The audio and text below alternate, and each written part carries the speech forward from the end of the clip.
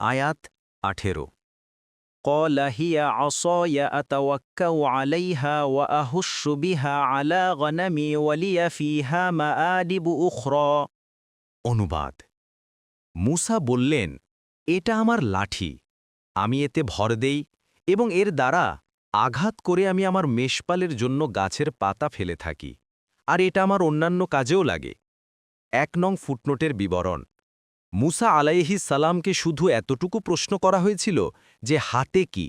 এই প্রশ্নটির উদ্দেশ্য হাতের বস্তুটির নাম কি অথবা হাতের বস্তুটি কোন কাজে লাগে। এ দু ধরনের প্রশ্ন উদ্দেশ্য হতে পারে। মূসা আলাইহিস সালাম অত্যন্ত আদবের কারণে দু সম্ভাবনারই জবাব প্রদান করেছেন। প্রথমে বলেছেন এটা লাঠি, তারপর কি কাজে লাগে সেটার জবাবও দিয়েছেন যে এটার ওপর আমি ভর দেই, এটা দিয়ে আমি পাতা ঝেড়ে ছাগলকে দেই। এতে করে তিনি জানালেন যে এটা মানুষের যেমন কাজে লাগে তেমনি জীবজন্তুরও কাজে লাগে। সাআদি কোনো মুফাসসির বলেন এর জবাব লাঠি বলাই যথেষ্ট ছিল, কিন্তু মূসা এ প্রশ্নের যে লম্বা জবাব দিলেন তাতে মহব্বত এবং পরিপূর্ণ আদবের পরাকাষ্ঠা প্রকাশ পেয়েছে।